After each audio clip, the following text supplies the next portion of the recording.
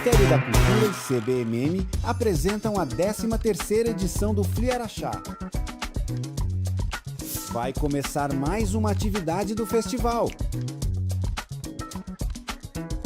Compartilhe os melhores momentos nas redes sociais.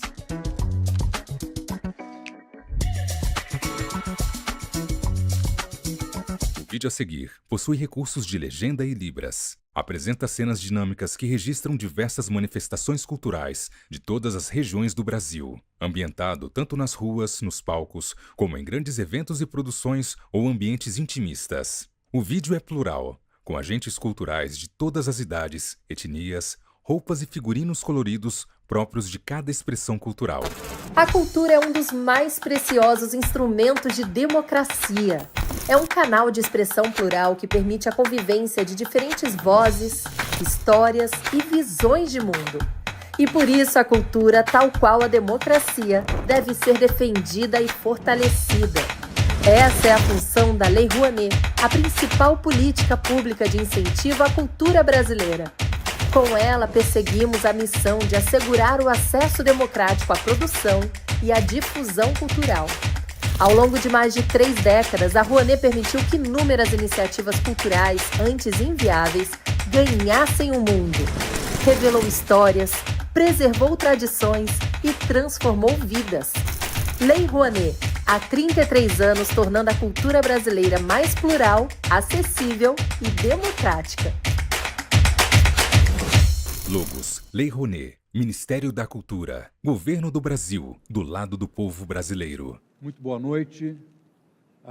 Eu estou muito feliz de fazer a mediação dessa mesa. Marcelino Freire, Nina Rizzi, Henrique Marques Samin e Sérgio Abranches. A roda de conversa acontece em um auditório com um grande palco. Ao fundo do palco, o cenário é composto por grandes banners em 3D em tons de azul, amarelo, vermelho e rosa. Acima, lê-se 13º Fliaraxá. E no canto direito está um grande quadro branco com as logomarcas das marcas patrocinadoras do evento. O palco possui uma longa mesa azul marinho e branca. Os convidados se assentam de trás dessa mesa. De frente ao lugar que cada um assenta, colado na mesa de frente para a plateia, há uma caixa transparente de acrílico que carregam os livros que cada um escreveu, bem como seus nomes. Da esquerda para a direita, a primeira pessoa sentada é Marcelino Freire, um homem branco que possui os cabelos lisos e curtos de tom castanho e barba de tom grisalho. Ele traja camiseta de botões de mangas curtas estampada em tons de preto, marrom e branco. Leva no pescoço o crachá dos participantes do evento e usa óculos retangulares de aro preto. A segunda pessoa sentada é Nina Rizzi, uma mulher negra que possui os cabelos cacheados, longos e castanhos, que são ornados para trás da cabeça com trancinhas. Ela traja regata branca. Leva no pescoço o crachá dos participantes do evento. A terceira pessoa sentada é Sérgio Abranches, um homem branco que possui os cabelos cacheados curtos de tom branco. Ele traja camiseta de botões de mangas compridas branca e leva no pescoço o crachá dos participantes do evento. Usa óculos redondos de aro preto. A quarta e última pessoa sentada é Henrique Marques Samin, um homem negro que possui cabelos cacheados e curtos de tom grisalho. Ele traja camisa preta estampada em branco e leva no pescoço o crachá dos participantes do evento.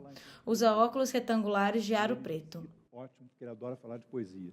Então é isso, é uma poesia que pega por uma oralidade e todos falam de um Brasil que não é o Brasil central, que não é o Brasil hegemônico, não é o Brasil dominante, o que em grande medida, uma das linhas que une esses autores aqui. E, bom, eu vou começar, eles não me deixaram começar pela Nina, tem que ser por ordem alfabética, então eu vou começar pelo Henrique. Henrique, a Revolução vai ser poética? Bom, eu queria começar com os agradecimentos, tá? Eu queria começar agradecendo imensamente à curadoria do Fliaraxá, pela oportunidade de estar aqui, aos organizadores do Fliaraxá. É uma alegria estar aqui nesse evento, entre tantas amigas, tantos amigos e tantas pessoas que admiro. É uma alegria estar aqui nessa mesa, ao lado do Marcelino, ao lado da Nina, que eu conheço há tantos anos, ao lado do Sérgio. E estar aqui em Araxá tem sido uma experiência incrível. pelo acolhimento que eu tenho recebido aqui na cidade, e estar participando desse evento em particular tem sido um enorme prazer pela organização impecável do evento, pela disponibilidade de tudo assim que a gente recebe, pela oportunidade de convívio entre os autores e as autoras, que é um enorme diferencial também. E o Sérgio pergunta, né, se a revolução vai ser poética.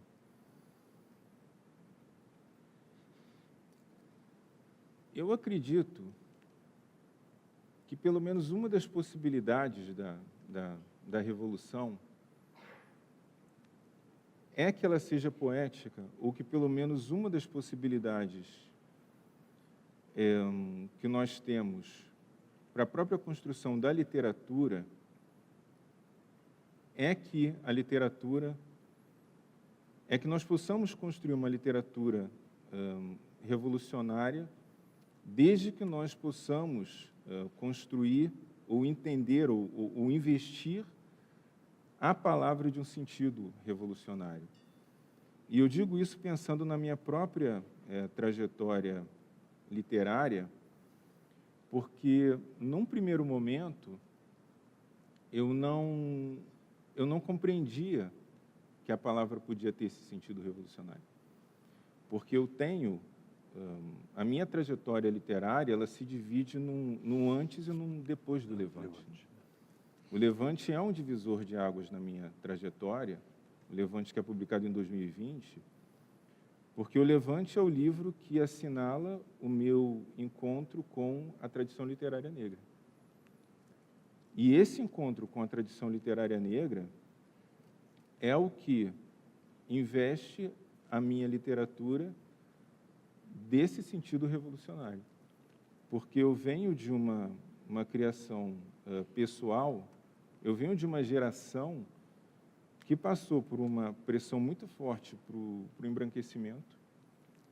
Eu sofri muito racismo ao longo da minha trajetória pessoal, ao longo da minha infância, ao longo da minha adolescência. Eu precisei passar por um processo que foi muito árduo, muito longo, para que eu reconhecesse a minha própria negritude, e isso foi algo que se traduziu também na minha trajetória literária, porque os meus livros anteriores ao Levante eram livros que apresentavam uma construção literária marcada por uma formação que vinha de uma literatura branca que eu lia, que eu consumia, que me formou, sim, numa tradição que era clássica, que era marcada pela literatura hegemônica, que me deu um instrumental, me deu um recurso, me investiu de uma forma, mas que não me dava os instrumentos, os recursos e os discursos necessários para eu falar de onde eu vinha, por exemplo. Eu fui criado na zona oeste do Rio de Janeiro, numa região periférica, e eu não tinha os instrumentos, as palavras para falar daquela realidade que eu vivenciava, daquilo que eu vivi na minha adolescência e na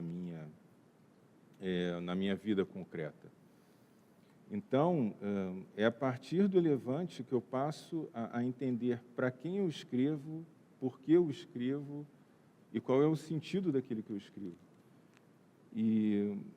E isso é o que vai investir a minha literatura desse sentido revolucionário. Então, assim, pelo menos no meu caso particular, eu posso dizer que, para mim, sim, a revolução pode ser poética, mas apenas porque eu passei a entender, a partir de um determinado momento, que a literatura podia, sim, ter um sentido desde que eu não escrevia sozinho, desde que eu escrevia a partir de uma ancestralidade, que é algo que vai se evidenciar em Levante, sobretudo em Anastácia Máscara. Eu escrevia não para mim, mas para o meu povo e a partir do meu povo. E tem também uma questão aí de revolução formal, né? Quer dizer, você desconstruir a forma clássica, né? Para dar essa pegada, que é muito boa, né, Marcelino? Marcelino, você acha que tem esse poder transformador também? Isso não há dúvida. Se eu estou aqui é por causa da poesia. Boa noite. Vocês estão bem? Tem poesia na vida de vocês? Então são revolucionários. É isso. Hoje estão revolucionando vocês a partir da poesia, isso não há dúvida. Se eu estou aqui é por causa da poesia. Eu não sabia o que era poesia, mas minha mãe já fazia poesia.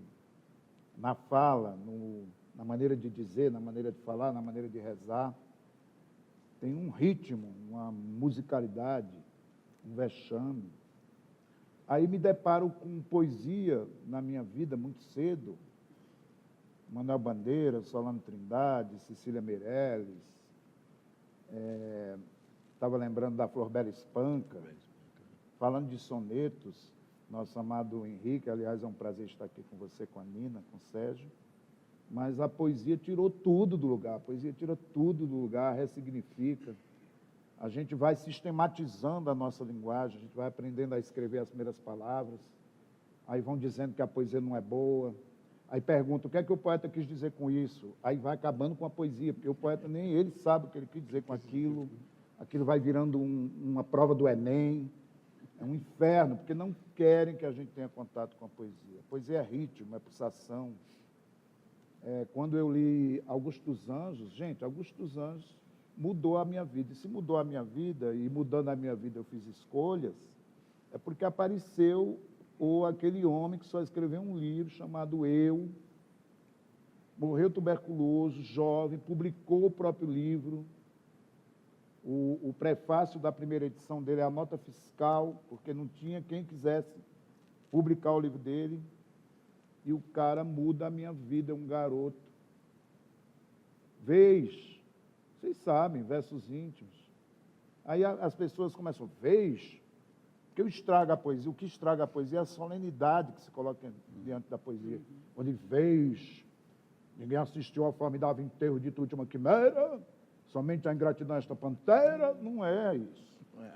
Aliás, cadê o Odilon, né? O Odilon maravilhoso estava nos falando hoje exatamente dessa palavra, tirada dessa solenidade e colocada na vida, a poesia está na vida. Então, quando o Augusto dos Anjos disse para mim lá atrás, vez, presta atenção, tá ligado, mano? Presta atenção. Ninguém assistiu ao formidável enterro de tua última quimera, somente a ingratidão, essa pantera foi tua companheira inseparável. Aí vem agora. Acostuma-te à lama que te espera, o homem que nessa terra miserável mora entre feras, sente inevitável necessidade também ser fera. Ah! Morreu essa pantera. A pantera não é uma rima, é uma imagem. Somente a ingratidão, esta pantera foi tua companheira inseparável. Agora acostuma-te à lama que te espera. O homem que nessa terra miserável mora entre feras, sente inevitável necessidade também ser fera. Ninguém já não mexeu mais comigo, não. Como é que poder é esse, né? A gente não sabe para que serve a poesia. As pessoas vêm fazer oficina comigo, eu digo oficina de poesia. Ah, é? É, porque na poesia está o nascedouro de toda uma linguagem que a gente vai esquecendo, né? Então isso é muito revolucionário, né? Os poetas e as poetas que a gente vai encontrando pelo caminho e tirando as coisas do lugar. Todas as coisas cujos valores podem ser disputados no custo e à distância servem para a poesia. Manuel de Barros, quando eu vi Manuel de Barros falando de caramujo, lodo, ferrugem, coisas ínfimas, como é que aquelas coisas ínfimas ruíam a gente por dentro? Revolução. Tem gente com fome, tem gente com fome, tem gente com fome, tem gente com fome, respondendo ao Manuel Bandeira, café com pão, café com pão, café com pão. Eu achava lindo como é que com a palavra a gente consegue fazer um movimento do trem. Manuel Bandeira, café com pão, café com pão, café com pão, café com pão. Foi isso, maquinista, bota fogo na fornalha, que eu preciso, muita força, muita força. Aí vem o Solano, pô, tá café com pão, que trem é esse? Tá bom demais, deixa eu mostrar o meu trem aqui, o Solano Trindade, conterrâneo do Bandeira, meu trem, Bandeira, com todo respeito, tem gente com fome, tem gente com fome, tem gente com fome. Tem gente com fome, dá-te comer. Se tem gente com fome, dá-te comer. Como que se faz esse trem, esse movimento, essa denúncia? Com a palavra. Toda palavra lavra, toda palavra acolhe, toda palavra pede, toda palavra pode, toda palavra fede, toda palavra fode, nem toda nada e vai ao fundo, nem toda pude ao menos quis, toda poesia, tudo. Meu amigo Jobaro que escreveu essa e vai em homenagem para ele. Viva a poesia!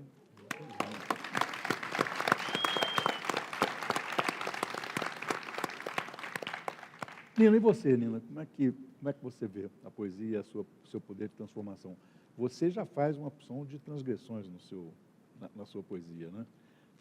E a sua poesia tem um pouco de música também, você tem uma coisa de música, e de repente esses versos em Yorubá que deixam os brancos ignorantes completamente perplexos.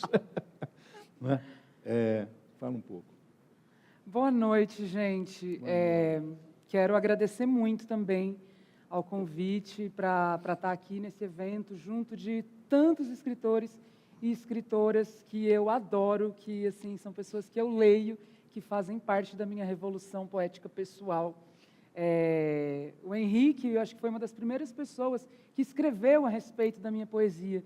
Então, avalie a minha emoção em dividir uma mesa com ele, né? Isso num tempo onde eu acreditava que uma menina pobre, vinda do interior de São Paulo, que cresceu na zona rural, que sempre foi, até então, desacreditada. Um dia um cara escreve, né, sobre o livro da gente, isso me encheu de revolução, né? Me encheu de poder mesmo, essa é a palavra. Poder que eu experimentei muitas vezes em comunidade também, né?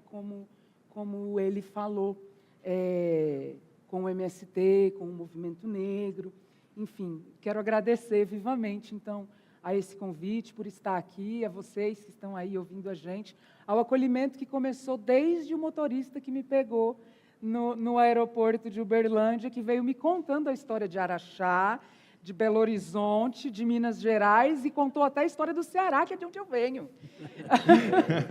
E eu achei assim, eu estou apaixonada pelo... Eu tenho até o cartão dele aqui. Eu estou apaixonada pelo Cleilane. Vocês podem convidá-lo para a próxima, viu? Porque ele é um excelente contador de histórias. Enfim, todas as pessoas, né, que estão nos tratando bem aqui. A Revolução tem sido poética. Desde que o nosso povo pisou aqui, foi arrancado das suas terras. Tem sido poética quando a gente ginga, tem sido poética quando a gente sincretiza os nossos orixás com santos católicos, tem sido poética quando algumas pessoas falam abracadabra.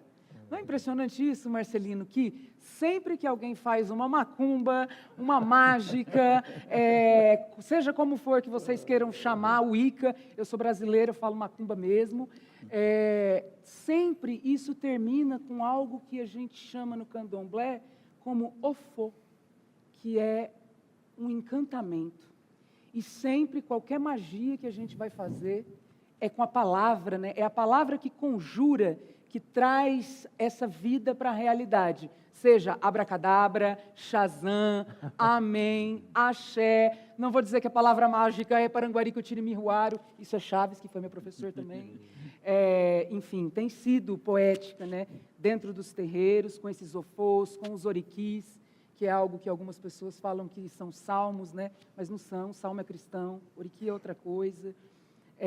Tem sido poética desde que decidimos também contar as nossas histórias, né? Na mesa anterior, que foi a mesa da Leonora Miano, junto com Jamil Chad, ela se perguntou uma hora, né? Quais as histórias a gente vai contar? Quais histórias a gente vai decidir contar?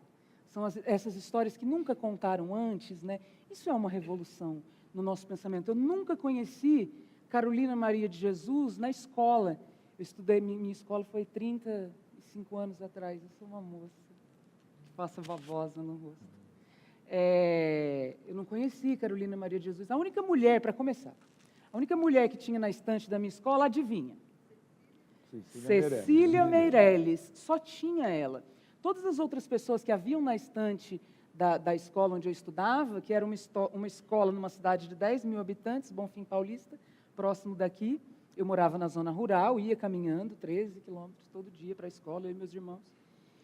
E lá só tinha essa mulher, Cecília Meirelles. Todos os outros rapazes, né, todos os outros homens brancos, tinha um lá que não era um nordestino, né, que é um sujeito que eu adoro odiar, chamado da Iracema, do Guarani, José de Alencar, fugiu por um instante. Pois é. Então, quando eu lia esses caras, eu já achava muito massa, de qualquer maneira, a palavra, né? E assim como o Marcelino, eu estou aqui por causa da poesia. Vocês já sabem mais ou menos a minha história, né? Então, para eu chegar até aqui, se não fosse a poesia, não sei o que seria. E cheguei. E quando eu lia esses caras na escola, né, eu ficava pensando, eu achava lindo, não entendia bolhufas muitas vezes. O meu eu, criança, né, de 5, 6 anos, não entendia nada, mas achava bonito o som daquilo, sabe? Achava tipo esse vez aí, né? Ainda não entendia nos meus 6, 7 anos, mas lograva ser música aos meus ouvidos, sabe? Achava lindo, achava musical. Talvez por isso a música vai entrando assim, sorrateiramente dentro dos meus poemas, embora também seja deliberado, né? Há um interesse com a forma. Mas eu achava que uma pessoa, para ela ser escritora, ela tinha que receber um halo divino e usar essas palavras difíceis, isso que você chama solenidade, que isso deveria existir, né, nas letras. Então, para mim, era algo assim, muito distante. Até um dia que eu encontrei o Manuel Bandeira, nessa mesma escola, né? E aí a gente lê uns versos assim do Manuel Bandeira, tipo, quando eu tinha 6 anos, ganhei um porquinho da Índia. Que dor de coração me dava, o bichinho só queria ficar debaixo do fogão. Eu levava ele para a sala, para os lugares mais bonitinhos, mais quentinhos, ele não gostava. Ele só queria ficar debaixo do fogão, não fazia caso nenhum das minhas ternurinhas. Meu porquinho da Índia foi minha primeira namorada. E aí ele diz coisas, Antônia, você parece louca. Eu falava, gente, para ser poeta, eu acho que, né, e foi uma revolução na minha vida. Foi uma revolução porque eu já escrevia, assim, escrevia para mim, né, nem sabia o que era literatura exatamente. Mas quando eu lia esse tipo de coisa, eu entendi que literatura pode ser mais coisas.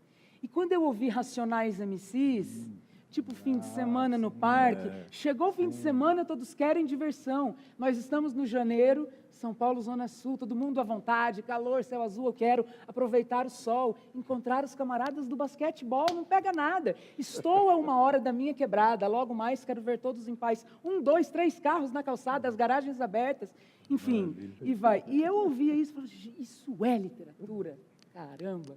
Né? Isso conta alguma coisa. Literatura pode ser algo, é muita coisa literatura, é muita coisa poesia, é inclusive algo solene, mas também pode ser algo que fala da gente, que fala da minha quebrada, que fala do meu irmão, que fala da minha mãe, que fala de mim, quiçá de vocês. Né?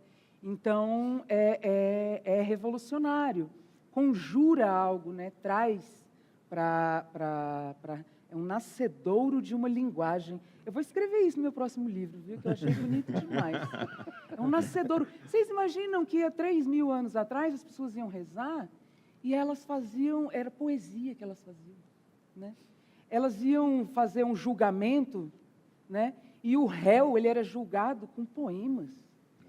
E tal hora, essa nossa linguagem, com o capitalismo, com tudo, a gente modifica a linguagem, né? Do mesmo jeito que a gente tem agora um espaço na linha de montagem, a gente tem um espaço na linha de linguagem, né?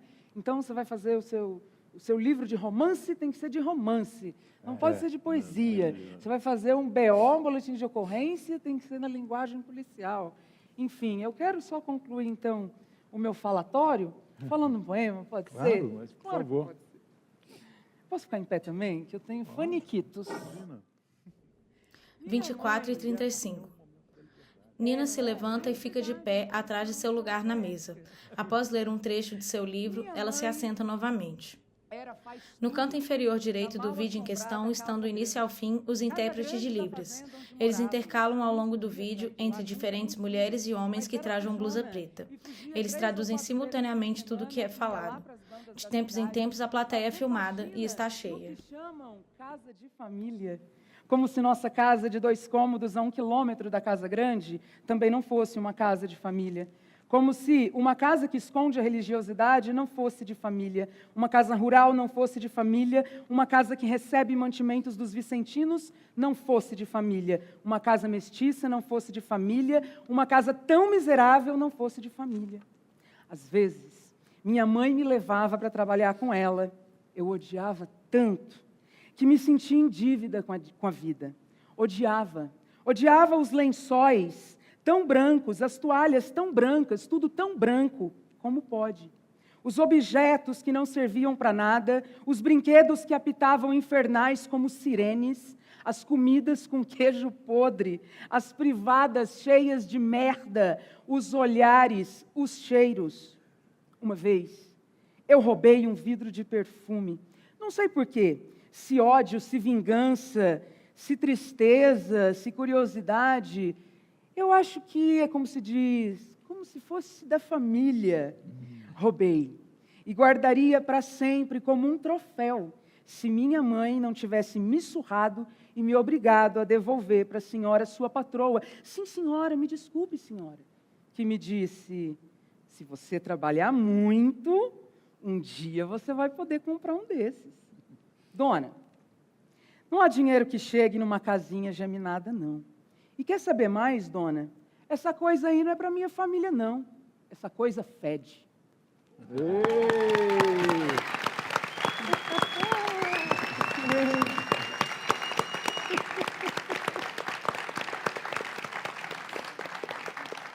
Henrique, fala um pouco da trajetória a partir de Levante. A partir de Levante. Como é que você constrói Levante, depois você chega em Anastácia, a Máscara. Bom, Eu recomendo leitura, viu? Isso aqui, nós estamos falando de poesia grande, não é qualquer um. Dele, da Nina e do Marcelino. o Levante nasce sem eu esperar que ele nascesse. Porque o Levante, ele vem no momento em que eu estava completamente afastado da poesia. O meu livro anterior, que era um livro de 2013, ele veio nesse momento em que eu ainda estava, né, nesse processo devido a uma formação em que eu vinha, né, dessas leituras de uma literatura muito hegemônica, muito canônica, num certo sentido, em que eu procurava escrever uma literatura que não retratava o espaço em que eu vivia, não retratava o mundo em que eu realmente habitava. Então, o resultado é que eu produzi uma literatura que era muito nihilista, muito saudosista. Era uma coisa muito de dizer assim, a poesia está perdida, a poesia não faz sentido, o mundo não faz sentido. Na verdade, quem estava perdido era eu, né? Eu é que não sabia para quem que eu estava escrevendo, enfim, o que eu estava querendo dizer com aquilo. E aí, o que vai trazer a revolução na minha vida? O fato de que eu me tornei, passei no concurso público, me tornei professor da UERJ, e quando eu me torno professor da UERJ, eu resolvo que eu preciso devolver para a universidade pública aquilo que a universidade havia me dado, né? Que era, enfim, a possibilidade de estudar, enfim, de estar lá, de formar pessoas e de, enfim, ter uma perspectiva na vida. E aí eu começo a estudar literatura negra, que eu não tinha tido a possibilidade de estudar até aquele momento. Eu fiz, na minha vida, ao longo do ensino médio, ensino fundamental, enfim, ensino médio, graduação, mestrado, doutorado, pós-doutorado, eu não estudei literatura negra. Hoje em dia se consegue estudar. Eu oriento, hoje em dia, né, teses, dissertações sobre literatura negra. Na minha época não se conseguia estudar isso. E eu não tinha estudado nada disso. Eu tinha estudado autores negros sem saber que esses autores eram negros, né? Era a época em que a gente estudava Machado de Assis, estudava Lima Barreto, e não se falava que Machado e que Lima eram negros. Inclusive, o romance que eu publico nesse meio termo, né, em 2022, eu publiquei um romance chamado Uma Temporada no Inferno. É um romance sobre Lima Barreto, que eu escrevi em resposta a uma disciplina que eu estava fazendo na UERJ sobre Lima Barreto, em que não se falava sobre a negritude de Lima Barreto. E aí eu com muita raiva disso, eu fui ler Lima Barreto por conta própria, e aí comecei a escrever um romance com toda a raiva que Lima Barreto tinha me ensinado a ter. E eu digo, né, que Lima Barreto foi meu grande mestre literário, que Lima Barreto me ensinou a escrever com raiva. E aí eu escrevi um romance inspirado na segunda internação de Lima Barreto, que é Uma Temporada no Inferno. E, enfim, desse processo, né, de estudar a literatura negra nesse processo de autoformação, de ler esses nossos grandes mestres, né, Cuti, Oswaldo de Camargo, de ler Carolina, de ler Conceição, de começar a ter conhecimento de uma gramática, de um vocabulário, de um discurso, que me possibilitavam falar sobre a minha própria vida e falar sobre aquele território no qual eu tinha crescido e que eu tinha vivenciado, Levante começa a nascer. E Levante começa a nascer sem que eu percebesse que aquilo era poesia. Essa coisa da poesia que vem do dia a dia, nos momentos do cotidiano. Porque esses versos, inclusive, que estão na capa de Levante, né, Nasce toda a resistência do amor à liberdade, que são versos de um poema que está aqui dentro, isso aqui apareceu comigo, na minha cabeça, numa viagem de metrô. Eu não lembro se era metrô ou se era no ônibus que eu estava, isso veio na minha cabeça. Foi que ano, desculpa? Oi? Foi que ano? Isso era... Não sabia se isso... Eu não sabia o que isso era. Isso e várias outras coisas. Eu não sabia se era uma anotação para algum texto, que eu estava estudando o movimento negro, história do movimento negro, essas coisas todas. E para oferecer cursos na UERJ. E aí, como esse, vários outros fragmentos começaram a vir na minha cabeça. E eu comecei a tomar nota disso tudo. É dica para vocês, tá? Anota tudo. A gente não sabe o que aquilo vai virar, mas a gente vai anotando. E aí eu fui anotando tudo isso. E aí a primeira versão de Levante foi escrevi, sei lá, em 1 mês ou 2 meses. Mas, assim, o material bruto. Que, obviamente, depois de transformar isso num livro, foram... sei lá, anos. Mas, assim, a primeira versão foi num mês que veio. E sem eu achar que eu escreveria mais poesia, porque eu tinha me afastado completamente da poesia, porque eu achava que a poesia não... Eu não sabia o que eu estava escrevendo. E aí, no momento em que eu comecei a estudar, né, essa história do povo negro e tudo isso, a poesia voltou para mim, porque eu entendi que havia uma outra literatura possível e havia uma outra forma de fazer literatura possível, né? Havia uma outra tradição literária no Brasil que eu nunca tinha conhecido até aquele momento. E o Anastácia Máscara, que é um livro mais recente, ele é um livro que ele tem 4 partes, né? Ele tem 4 partes porque ele vai nascendo de uma junção de diversos momentos. A primeira parte dele se chama exatamente Anastácia Máscara, veio de um convite da revista Piauí. Eu estava lá na Flip, e aí a revista Piauí me pediu um texto literário, essas coisas, né? Alguma coisa para publicar. E havia muito tempo que eu queria escrever alguma coisa sobre Anastácia, porque eu passei parte da minha infância na casa da minha avó, que era na Pequena África, lá no Rio de Janeiro. E a minha avó tinha um santinho de Anastácia. Tinha um santinho de Anastácia e tinha uma imagem de Anastácia no altar, no quarto dela. E aquela figura era uma figura que me fascinava muito, né? E depois, conversando com diversas outras pessoas negras da minha geração, eu descobri que várias das pessoas têm esse fascínio pela figura de Anastácia.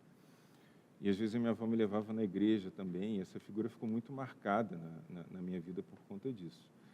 E aí depois eu comecei a estudar essa figura, assim, com essa vontade de escrever sobre Anastácia, mas eu nunca conseguia chegar a uma forma, assim, sobre como escrever. E acabou que a forma eleita acabaram sendo os sonetos, né? Não tem sonetos em Levante, por acaso, mas acabaram sendo os sonetos no Anastácia Máscara. E os sonetos que eu publiquei na revista Piauí são os sonetos que abrem essa série. São sonetos inspirados nessa igreja, a qual eu fui várias vezes com a minha avó, durante a infância e durante a adolescência, que é uma igreja que tem lá no centro do Rio de Janeiro, né, até hoje, que é uma igreja que foi construída por pessoas escravizadas, que fica ali na Rua da Uruguaiana. E eu vou tentar contar muito rapidamente a história dessa igreja, mas, basicamente, é uma igreja que uma irmandade, a Irmandade do Rosário, recebe de uma doação generosa, entre aspas, que ela recebe de uma senhora portuguesa. Essa irmandade, quando essa irmandade é despejada de uma igreja que tinha no Morro do Castelo, lá, quando a igreja na qual essa irmandade tinha sede no Morro do Castelo se torna a Sé do Rio de Janeiro. Sé, a igreja mais importante. Se tornou a igreja mais importante, então, obviamente, né, esse bando de pretos não podia mais ficar lá. É despejado de lá. Precisava ter um outro lugar para ser a sede. Aí essa senhora portuguesa, muito piedosa, doa um terreno na chamada Rua da Vala. Por que Rua da Vala? Porque tinha um valão lá para escoar a água que vinha de um outro lugar. Então, era uma rua com um valão a céu aberto. Tinha um esgoto lá, praticamente. E aí tinha esse território lá. Essa Irmandade de Pretos recebe esse território ali e constrói a igreja lá. Eram negros escravizados que construíram essa igreja. Então, no tempo em que eles não eram obrigados a trabalhar lá para os seus proprietários, eles continuavam trabalhando, mas voluntariamente, para construir essa igreja. E depois, essa igreja, portanto, se torna, né, a sede dessa Irmandade. E fica funcionando lá, né, torna-se a igreja de Nossa Senhora do Rosário, de São Benedito. E nos anos 60 do século XX, né, 1960, eu nunca lembro se é 64, 67, essa igreja pega fogo. E no anexo dessa igreja funcionava um museu, que era o Museu do Negro, que era um museu que guardava artefatos, itens da época da escravidão e também toda uma documentação da própria Irmandade. Nessa igreja também se fazia uma série de exposições de interesse do povo negro e tudo mais. Certa vez fez-se lá uma exposição na qual se exibiu uma imagem que era uma gravura, uma reprodução de uma gravura do Jacques Arago, que era a representação da imagem de um negro. O nome era isso, né? Imagem de um negro, imagem de um escravo, algo desse tipo. Não tinha nome, não tinha gênero, não tinha nada. Ficou lá, continuou guardada lá no Museu do Negro. A igreja pega fogo, desaba tudo, assim, só sobram basicamente a carcaça da igreja. O museu pega fogo também. Acontece que desse incêndio sobram algumas coisas e sobra essa imagem também desse incêndio. Como essa imagem sobra desse incêndio, começa a surgir uma lenda em torno dessa imagem, de que se essa imagem sobreviveu a esse incêndio, isso não aconteceu por acaso. Sobreviveu porque alguma coisa tem por trás disso. E aí começa a surgir a narrativa de que, se essa imagem sobreviveu, é porque representa alguma coisa que está ali. Talvez o corpo de uma escravizada que deve estar enterrada debaixo dessa igreja. E aí essa imagem ganha um nome e começa a ganhar uma história e torna-se o rosto que a gente conhece como o rosto da escrava Anastácia. Então, assim nasce o culto da escrava Anastácia. Agora, depois essa história se expande, né? E a gente tem essa mesma história reproduzida em várias outras igrejas. Se você for à Igreja do Rosário, lá do Pelourinho, de Salvador, vai se dizer a mesma coisa, né? Que, na verdade, a Anastácia está enterrada debaixo dessa igreja. Né? Então, nesses sonetos que abrem, eu conto a história dessa igreja de lá, do Rosário, lá do Rio de Janeiro, falo do incêndio, falo de tudo isso, mas eu falo também isso, a Anastácia está enterrada aqui, mas está debaixo também de outras igrejas, dessa igreja e de outras igrejas. E a Anastácia, ainda que tantas vezes a Cúria tenha tentado proibir esse culto, ela vai continuar viva, porque o povo negro mantém a Anastácia viva. E tem outras histórias aqui, mas eu já falei muito, vamos passar a palavra. Marcelino, você junto com o Escalavra, lá no Rio, você lançou a reedição de Recife, né? Sim. Que é um baita livro de poesia mesmo. Fala um pouco dele. Eita, muito bem. Eu lancei Recife, relancei um livro de 2000, ele é de 2018. E eu nunca chamo meus contos de contos. Chamo de cantos, ladainhas, cirandas, cirandinhas. Já estamos no horário bom, eu posso usar a expressão, eu me cago de medo de dizer que sou poeta.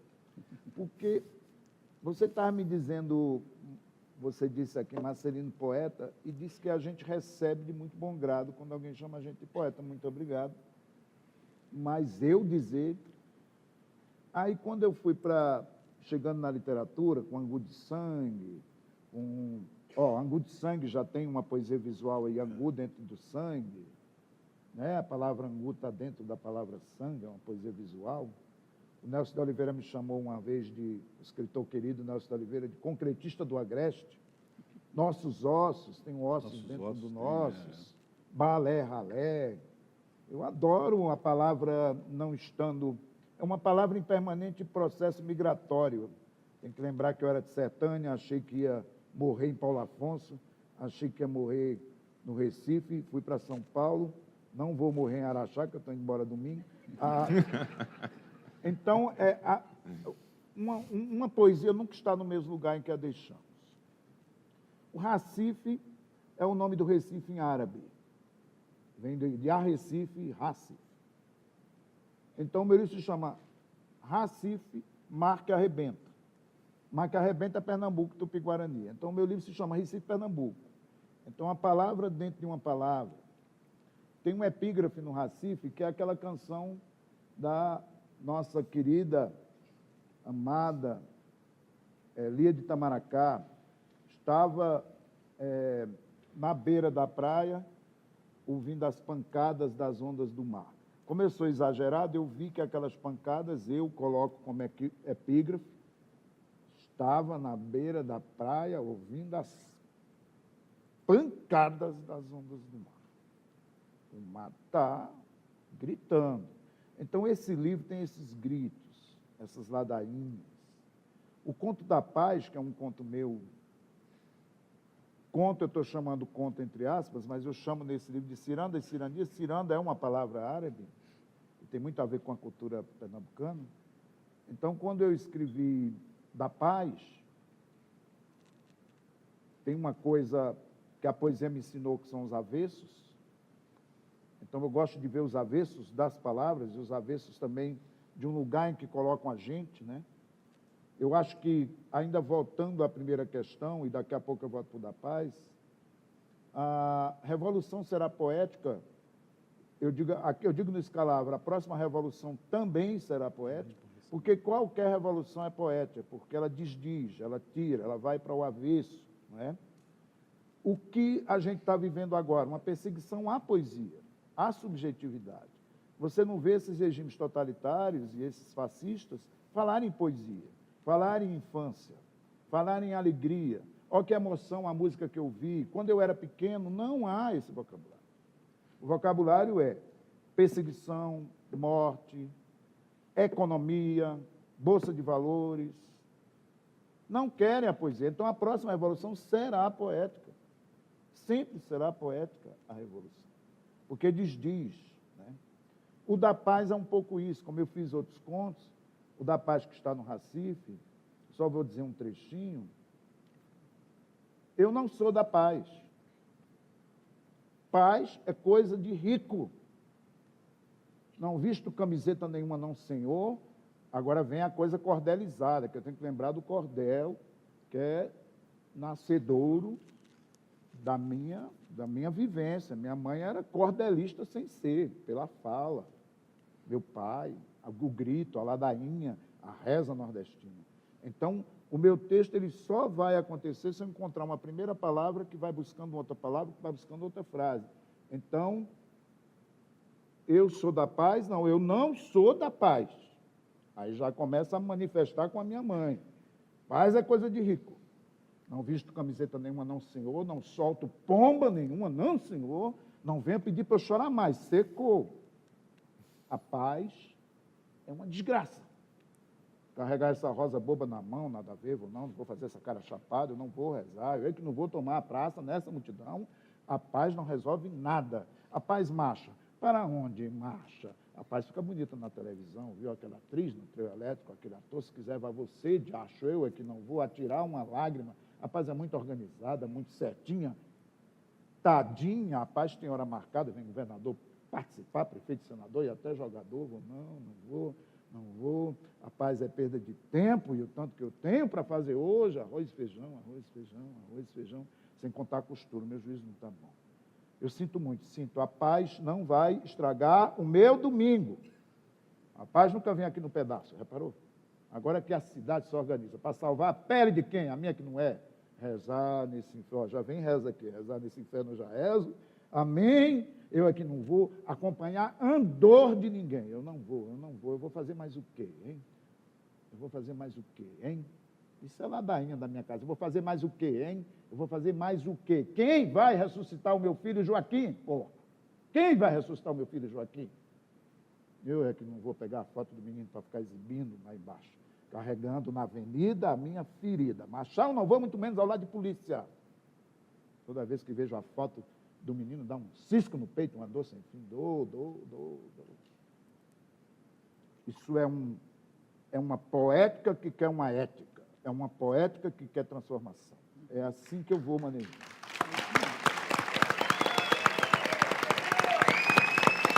E viva a poesia, e viva a poesia.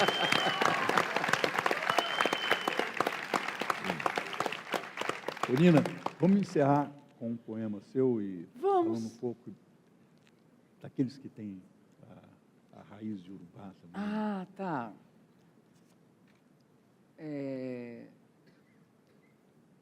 Eu queria aproveitar, enquanto eu vou procurando aqui, dizer que tem pessoas muito especiais aqui que são revolucionárias poéticas na minha vida. A dizer, Líria Porto, sim, 25 anos, já estamos contando idade, né, Líria? Oh, meu Deus do céu.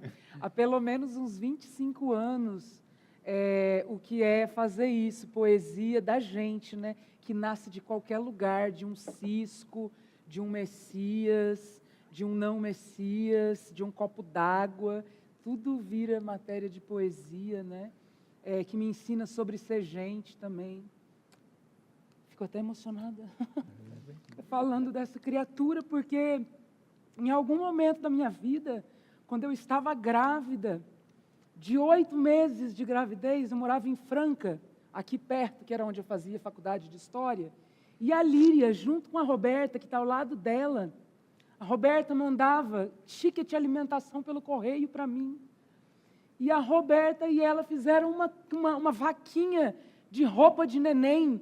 Eu estava grávida de 8 meses, não tinha nada. E elas mandaram para mim por Sedex. Eu sou profundamente grata a vocês. Vocês me ensinam poesia todos os dias. Como a dona Carminha, que é a mãe dele. Como a dona Maroca. Eu quero ser esse luzeiro na vida das pessoas que vocês são na minha até hoje, sabe? Quero agradecer também Cristiane Sobral, que quando eu falo da minha mãe, nesse poema que eu li para vocês anteriormente, por exemplo, eu estou de olho no tempo, viu? Que quando eu falo esse poema sobre a minha mãe também, quem conhece Cristiane Sobral sabe que aqui tem ecos de não vou mais lavar os pratos.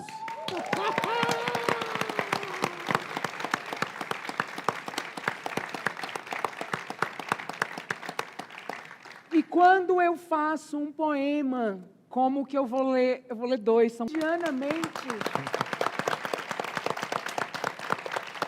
me ensina que, além do que eu falo, Como eu falo é importante, que a maneira que eu escrevo os meus versos também é uma arma poética, que eu não entregar um texto dado, como talvez, por exemplo, possa ser o primeiro que eu li, é uma forma de resistência poética. Como você disse no início, vocês que são brancos, que lutem para entender o texto, né? Então, que me ensina que a linguagem também é uma arma poderosa, e me ensina a fazer poemas melhores. Obrigada, vocês todas. E todas mulheres. E todas mulheres negras. Lídia não é uma mulher negra, mas é uma mulher. Uma mulher da minha vida. Hã? Obrigada. Candandupa ela. Muitas flores para lamber, comiam na pele de mulher. Ainda depois do bucho cheio dos fiquem fazer, lambeu os fi também. Olha, e até mesmo ia apanhar batuque nos lombos. Tudo para esse senhor aqui fora de terreiro, me batalá, me sangou, me deixar te chamar assim, meus amor. Mas veio não quis ir aprender ele me linguar colungana, dizia que em feio me português, escraviza minha língua, cota minha língua. Mas me encala não, a voz de minha dedos canta e lambe em tua pele, meus amor. Lindo!